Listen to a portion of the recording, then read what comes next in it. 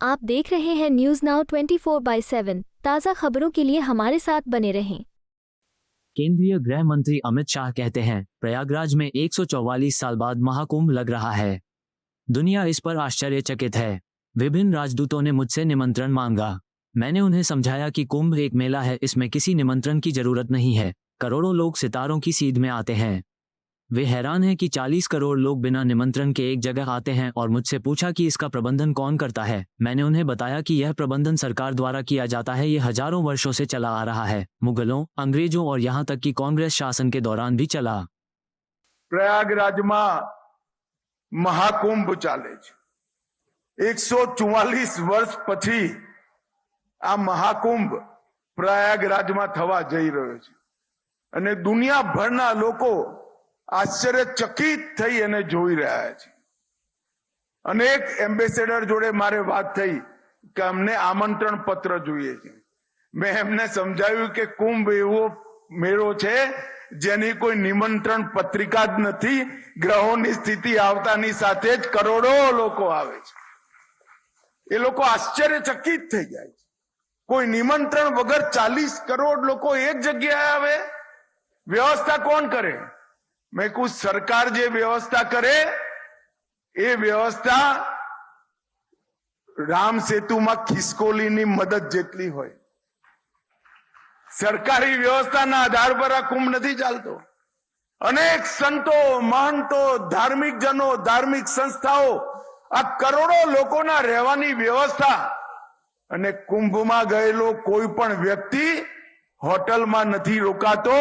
त्या टेंट में ठंडी में जमीन पर सोई त्या गंगा स्नान करवा माटे लोको जाय छे। एक देश मांथी 40 करोड़ लोको, लाखों लोको विदेश थी आश्चर्यचकित थाय एवी व्यवस्था न जाने केटला हजारों वर्षथी चाले छे। मोगलो आया तो ए चाली, अंग्रेजो आया तो ए चाली अने कांग्रेसियाओनुं राज थयुं त्यारे ए चाली। એને કોઈ ના રોકી શકે। એ સરંગે સરંગ અક્ષુણ રીતે, અખંડ રીતે એક પરંપરા તરીકે ચાલી અને આજે મહાકુંભનું આયોજન ખૂબ મોટી માત્રામાં થયું છે। ખૂબ સુંદર વ્યવસ્થાઓ ત્યાંથી। હું આજે ગુજરાતભરના લોકોનું પણ આહવાન કરવા માંગુ છું કે સૌએ મહાકુંભ કદાચ એક જન્મમાં તો ઘણા લોકોના નસીબમાં નથી આવતો, ઘણાના અનેક જન્મો સુધી નથી આવતો। મહાકુંભમાં જરૂર જવું જોઈએ। આ કુંભ अपने एक प्रकारથી કુંભ પોતે જ સમરસતાનો, એકતાનો સંદેશ છે। ત્યાં કઈ જાતિનો કોણ છે કોઈ નથી પૂછતું, કયા ધર્મનો છે, કયા સંપ્રદાયનો છે કોઈ નથી પૂછતું। જે જાય એને સંતો ભોજન કરાવે, જે જાય એને સેવાભાવી સંસ્થાઓ ભોજન કરાય અને જે જાય એ ગંગામાં ડૂબકી લગાવી પુણ્ય જાગૃત કરી પોતાને પવિત્ર કરી પાછો પોતાના ઘરે જાય। કુંભથી મોટો સમરસતા અને એકતાનો બીજો કોઈ સંદેશ સમગ્ર વિશ્વમાં નથી।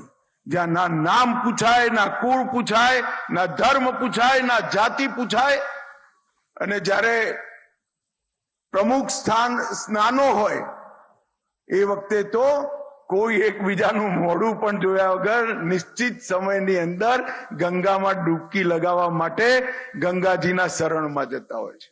मित्रों, मारी तमने सौने एक अपील छे के आ महाकुंभ में एकवार जाओ अने घरना युवानों ने किशोरों ने जरूर लई जजो। मैं मारा जीवन में 9 कुंभ में स्नान कर्युं छे। कुंभ अर्धकुंभ थई અને આ 10મા કુંભમાં સ્નાન થશે। મારું હું પણ 27મી ત્યાં જવાનો છું। મારી આપ સૌને વિનંતી છે કે બધા જ લોકો ત્યાં પહોંચે। મિત્રો, आपको यह वीडियो पसंद आया हो तो इसे लाइक करें, हमारे चैनल को सब्सक्राइब करें।